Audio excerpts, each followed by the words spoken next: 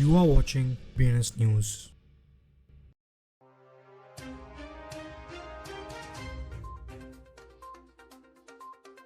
आज की headlines. Standard chartered bank China में डिजिटल युआन एक्सचेंज सर्विसेज शुरू कर रहा है। बाइनेंस को थाईलैंड में लॉन्च करने आ रही है मुश्किलें। ब्लैक रॉक कॉइनबेस में ज्यादा इन्वेस्ट कर सकते हैं, कह रहे हैं pro XRP lawyer. Cristiano Ronaldo का बाइनेंस डील मिसलीडिंग प्रमोशन के लिए अंडर स्क्रूटिनी। जेनेसिस और डीसीजी ने रिपेमेंट डील किया। ट्रोन ब्लॉकचेन फाउंडर जस्टिस सन ने टेरर फंडिंग से अपने प्रोटोकॉल को जोड़ने वाली रिपोर्ट्स को रिजेक्ट किया। DWF Labs 2024 इंक्यूबेशन प्रोग्राम के साथ Web3 इनोवेशंस को बढ़ावा दे रहे हैं। इंटरचेन फाउंडेशंस का ऑल्टकॉइन फेयर में रिमार्केबल 74 इन्वेस्टमेंट गेन। SEC ने Franklin spot bitcoins ETF applications को पोस्टपोन किया। बिटफिनेक्स का टोकेनाइज्ड बॉन्ड इन्वेस्टमेंट टारगेट से कम सिर्फ $1.5 मिलियन रेज के एक्सपेक्टेड $10 मिलियन में। काइबरस्वैप के $47 मिलियन के हैकर ने अपकमिंग स्टेटमेंट में डील प्रपोज करने का इरादा। यूएस सिटी मिनिस्टर ने रेगुलेटर्स से फाइनेंशियल मार्केट्स में कुछ रिस्क टेकिंग टू एम्ब्रेस करने को कहा। स्टैंडर्ड चार्टर्ड बैंक चाइना के central bank digital currency pilot में पार्टिसिपेट करने वाले पहले फॉरेन बैंक्स में से एक बन गया है।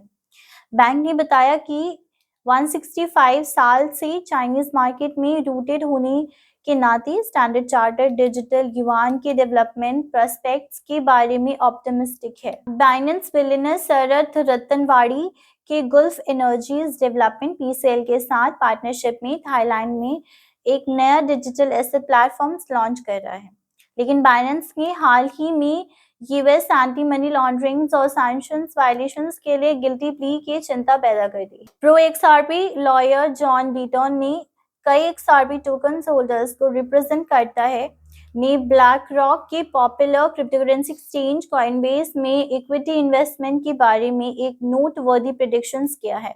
क्रिस्टियानो रोनाल्डो बाइनेंस को प्रमोट करने और अनरजिस्टर्ड सिक्योरिटीज के सेल में एलिजेडली पार्टिसिपेट करने के लिए एक लॉ सूट का सामना कर रहे हैं। लॉ सूट्स का दावा है कि रोनाल्डो के एंडोर्समेंट और बाइनेंस के proper anti money laundering measures implement ना करने की वजह से 3 प्लेनटिफ्स को नुकसान हुआ है। जेनेसिस और इसके पेरेंट कंपनी DCG ने multiple other crypto related ventures भी ओन करता है के बीच लीगल बैटल खत्म होने की तरफ बढ़ रही है। कल एक डील भी हुई थी जो दोनों कंपनीज के बीच $630 मिलियन के लॉ सूट्स को रेस्ट कर देगी।